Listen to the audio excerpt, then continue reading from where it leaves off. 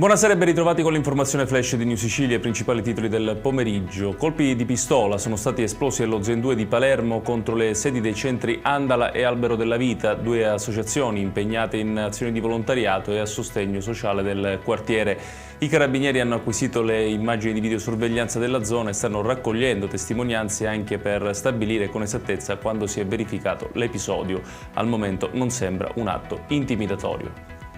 Passiamo alla politica. Il deputato all'Ars Ismaele Lavardera, leader di Controcorrente, attacca Renato Schifani sulla vicenda italo-belga, accusandolo di avere preso in giro i siciliani. Lavardera ha detto di essere in possesso di un audio compromettente del presidente della regione e che lo renderà pubblico entro una settimana.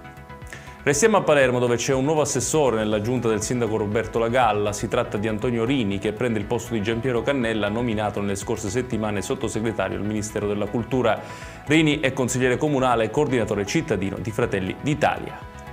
Ci spostiamo nel Catanese, in particolare da Cireale, dove si è verificato un incidente mortale. La vittima è il 67enne Francesco Patamia, ex ispettore della polizia locale Acese.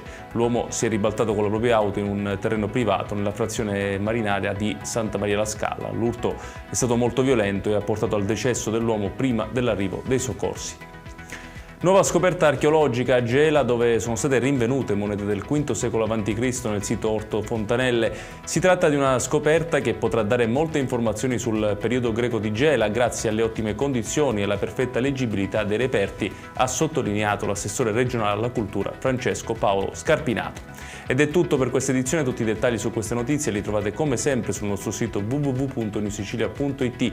Grazie per averci seguito e buon proseguimento di serata.